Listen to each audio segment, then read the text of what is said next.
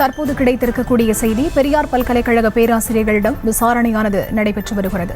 பணி நியமனத்தில் முறைகேடு என எழுந்த புகாரின் அடிப்படையில் இந்த விசாரணையானது அவர்களிடம் மேற்கொள்ளப்பட்டு வருவதாக அண்மை செய்திகளை பார்த்து வருகிறோம். முறைகேடு புகாருக்கு உள்ளான பேராசிரியர்கள், பணியாளர்களிடம் லஞ்ச ஒழிப்புத்துறையினர் விசாரணை மேற்கொண்டு வருகிறார்கள். பெரியார் பல்கலைக்கழக பேராசிரியர்கள் மற்றும் ஊழியர்களிடம் விசாரணையானது நடைபெற்று வருகிறது.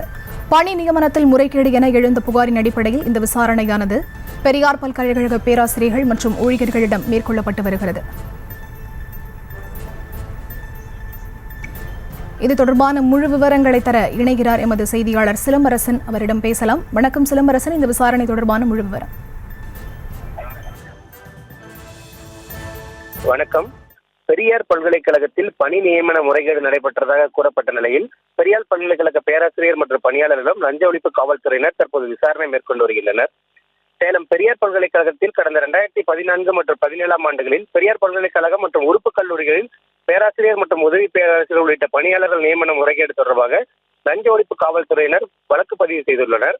குறிப்பாக கடந்த காலங்களில் பெரியார் பல்கலைக்கழகம் மற்றும் உறுப்பு கல்லூரியில் பணியாளர் நியமிக்கப்பட்டதில் தொடர்ந்து முறைகேடு நடைபெற்றதாக தொடர்ந்து குற்றச்சாட்டு எழுந்த நிலையில் லஞ்ச ஒழிப்பு காவல்துறையினர் தற்போது வழக்கு பதிவு செய்யப்பட்ட நிலையில் பெரியார் பல்கலைக்கழகம் மற்றும் உறுப்பு பல்கலைக்கழகத்தில் பணியாற்றும் பணியாளர்களுக்கு நோட்டீஸ் வழங்கப்பட்டு தற்போது சேலம் வின்சென்ட் பகுதியில் உள்ள லஞ்ச ஒழிப்புத்துறைக்கு அழைப்பு விடுக்கப்பட்டு அங்கு ஒவ்வொருவராக தற்போது விசாரணை மேற்கொண்டு வருகின்றனர்.